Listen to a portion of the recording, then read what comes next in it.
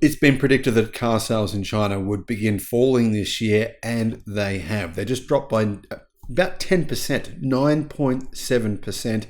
However, electric car sales hit a new high, representing 44% of all cars sold. So whilst EV and plug-in hybrid sales continued to grow, the sales of internal combustion cars, which are, well, pretty much everything legacy auto sell, General Motors, Ford, Nissan, Toyota, etc. It's those cars make up the majority of sales for legacy auto.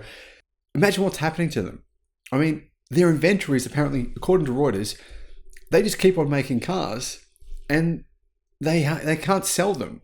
So they are literally building up in these kind of bizarre graveyards. Now, maybe not graveyards. I mean, maybe they'll sell them one day. I don't know when. Hello, my friends. Welcome to the channel. I'm Sam Evans. You're watching the Electric Viking. Great to see you. What's happened here is very interesting because you'll find that there was a car dealer collapse in China earlier this year.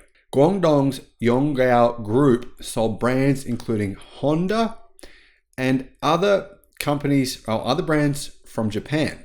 A Chinese car dealership that operated 80 stores went bankrupt only about 2 months ago. However, it was reported last year that more than 2,000 dealerships went bankrupt because they had been selling legacy automobile vehicles. So vehicles produced by companies that predominantly don't sell electric cars. Now, if you look at this report from Reuters, it's very interesting because it shows you the percentage of cars being sold in China as EVs and plug-in hybrids. Now, to give you some context here, 70% of all plug-in hybrids manufactured worldwide are made by China. 70% of all of them. Only 1.5% are made by Japanese car brands. Now, when it comes to EVs, that number is very, very similar. So 44% or 43.6% of all cars in China in April were either EVs or plug-in hybrids. Now, of that 44%, 60% of them were fully electric.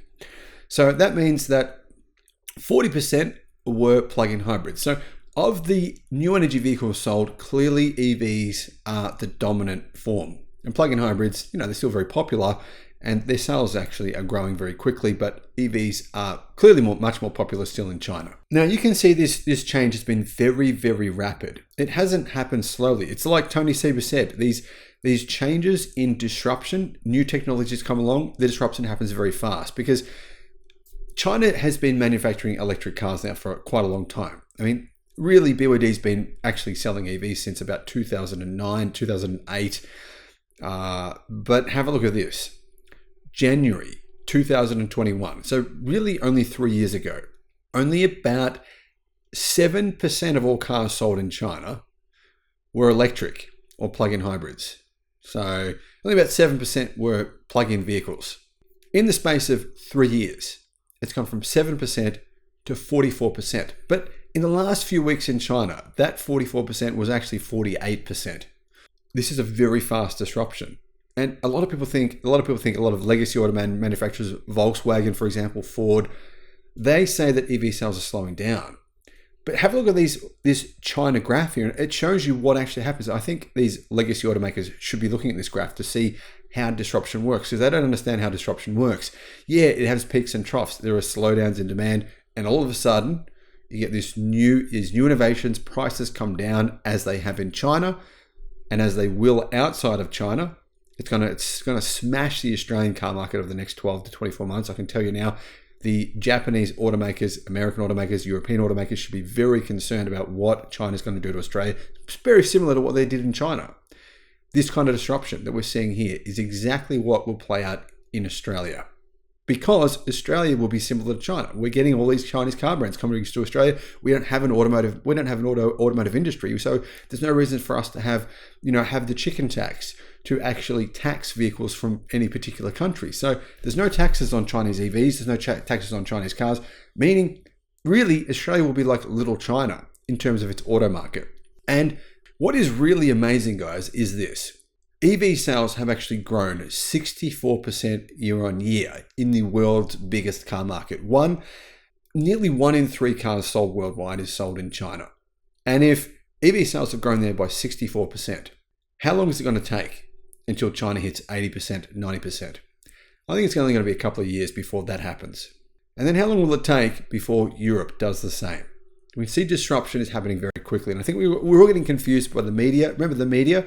Who's paying for their ads? Who's paying for them to make up these stories saying that no one wants electric cars, saying that actually EVs are not going to be a thing now. It's going to be hydrogen or some other fossil fuel. Who's paying for that for them to make those comments, for them to try and brainwash people into thinking that, to slow down the EV disruption?